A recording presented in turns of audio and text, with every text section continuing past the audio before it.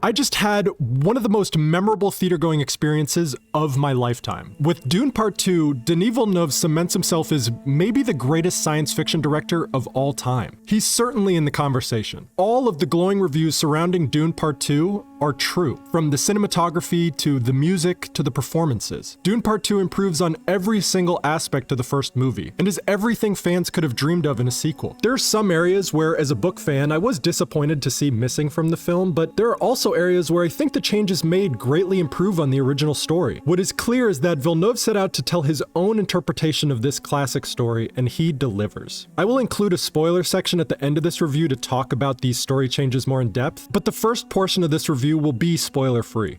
Every single cast member steps up their game in Part 2. Austin Butler has been getting a lot of deserved praise for his villainous portrayal as Fade Rotha. His presence is immediately felt the moment he is introduced, and he is by far the scariest Harkonnen between him, Raban, and the Baron. Zendaya is fierce and loyal as Chani, showing more depth and nuance to this character than was ever shown in the books. Chalamet's Paul is measured and regal, wearing his charisma and passion on his sleeve as he tries to navigate his place as the Messiah. However, these performances have already garnered immense praise from reviewers, so I want to focus my attention on two performances that I haven't seen praised enough. Rebecca Ferguson's Lady Jessica and Javier Bardem's Stilgar. You want to talk about a scene stealer? These two are movie stealers. Lady Jessica is a force of nature in this, whose shadow looms over the story just as dark, if not darker, than any of the Harkonnens. Everything that had to do with Lady Jessica and Aaliyah was utterly captivating, and they were sorely missed anytime they were off screen. Bardem leaves no question in the audience's mind about Stilgar's faith in the prophecy. The deterioration of this character from a strong, independent, stoic tribal leader to a mindless zealot is an absolute tragedy. And you can't help but feel devastated for where this character ends up by the end of the movie. Hans Zimmer returns to compose another incredible soundtrack. The soundtracks seamlessly blend together and create a sense of rising tension that surrounds the air of the entire movie.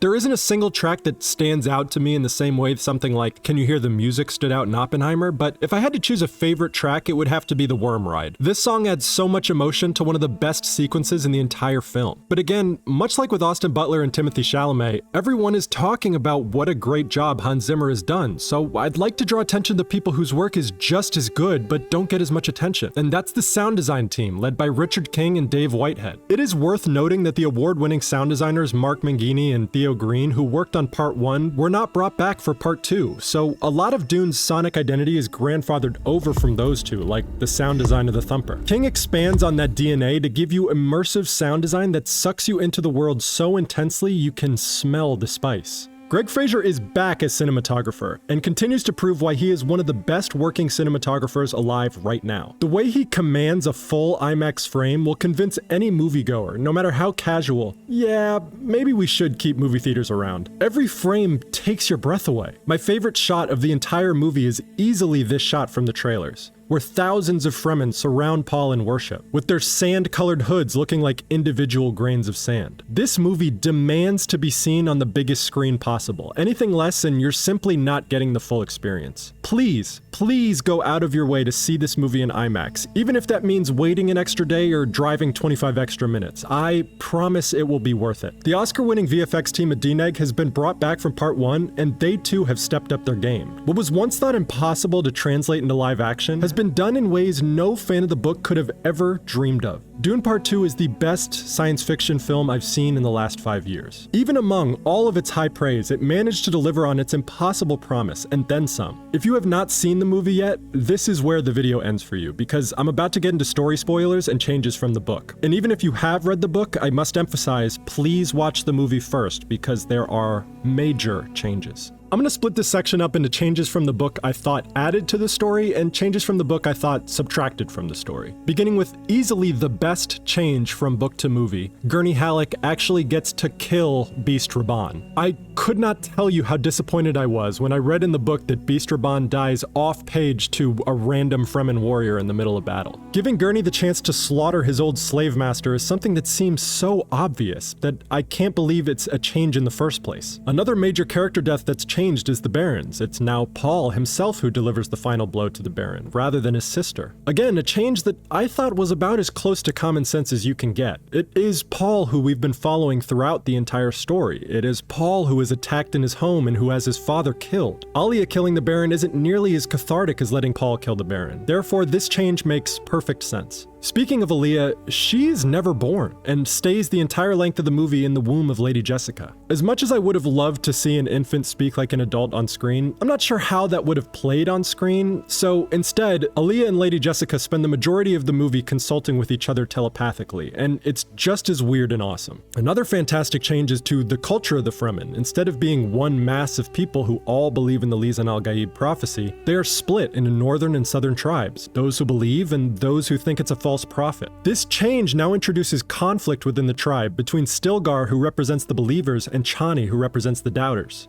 Just as I have changes that I think make the story better, there are also changes that just really puzzle me as to why they chose to do that. Beginning with Jameis's funeral, instead of Paul giving water to the dead, it's Lady Jessica who sheds a tear over all the lost Fremen souls in the underground reservoir. And Stilgar delivers a sort of comedic line as he quickly drinks her tear. Never give water, not even for the dead. This, to me, is just not as impactful as when Paul sheds a tear over Jameis, and the entire Fremen tribe surround him and marvel that he would be so selfless to give his water to the dead. A small change, but a change nonetheless. And both of Paul's speeches, the one declaring himself as Duke of Arrakis to the Fremen, and his declaration to the Imperium, are dreadfully missing many iconic lines from the book. Paul declares himself Duke of Arrakis in order to spare Stilgar's life and keep his position as leader of the tribe. In the book, the speech of him declaring himself as Duke of Arrakis is incredibly badass. He stands up and says, "Look, everyone in this room knows I would beat them in hand-to-hand combat, so let's just not do that, guys. Let's just focus on who we actually need to kill, the Harkonnens." And it's sick. In the book, it's awesome, but in the movie, they include some of that. But then Paul goes on this tangent that proves his prescience to the Fremen by describing the lives of people that he just met.